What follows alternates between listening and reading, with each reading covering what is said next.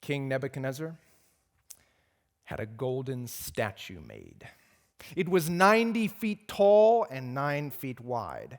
He erected it on the plain of Dura in the province of Babylon.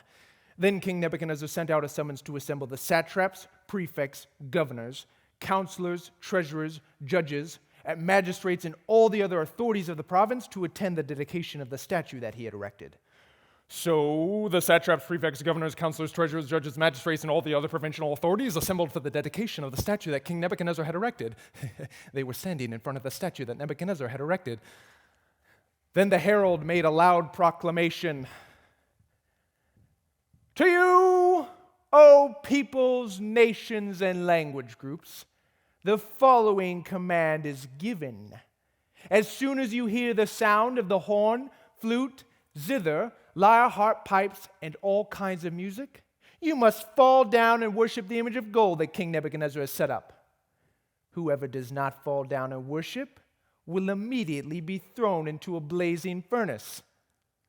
Therefore, as soon as they heard the sound of the horn, flute, zither, lyre, harp, pipes, and all kinds of music, all the nations and peoples of every language fell down and worshiped the image of gold that King Nebuchadnezzar had set up. At this time, some astrologers came forward and denounced the Jews. They said to King Nebuchadnezzar, "O king, live forever.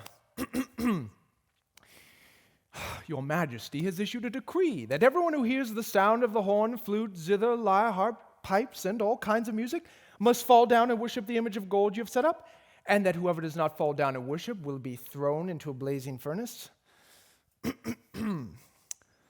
But there are some Jews whom you have set over the affairs of the province of Babylon, Shadrach, Meshach, and Abednego, who pay no attention to you, your majesty. They neither serve your gods or worship the image of gold you have set up." Furious with rage, Nebuchadnezzar summoned Shadrach, Meshach, and Abednego, and these men were brought before the king. And Nebuchadnezzar said to them, "Is it true, Shadrach, Meshach, and Abednego, that you do not serve my gods or worship the image of gold I have set up? Now, when you hear the sound of the horn, flute, zither, lyre, harp, pipes, and all kinds of music, if you are ready to fall down and worship the image I made, very good. But if you do not worship it, you will be thrown immediately into the blazing furnace. Then what God will be able to rescue you from my hand?" Shadrach, Meshach, and Abednego replied, "O King Nebuchadnezzar, we do not need to defend ourselves before you in this matter. If we are thrown into the blazing furnace, the God we serve is able to deliver us from it, and he will deliver us from your majesty's hand. But even if he does not, we want you to know, your majesty, that we will not serve your gods or worship the image of gold you have set up." Then Nebuchadnezzar was furious with Shadrach, Meshach, and Abednego, and his attitude toward them changed.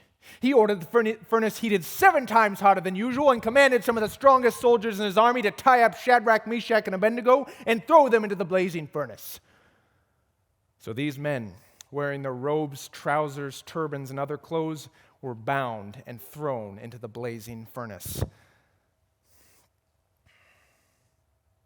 The king's command was so urgent and the furnace so hot that the flames of the fire killed the soldiers who took up Shadrach, Meshach, and Abednego.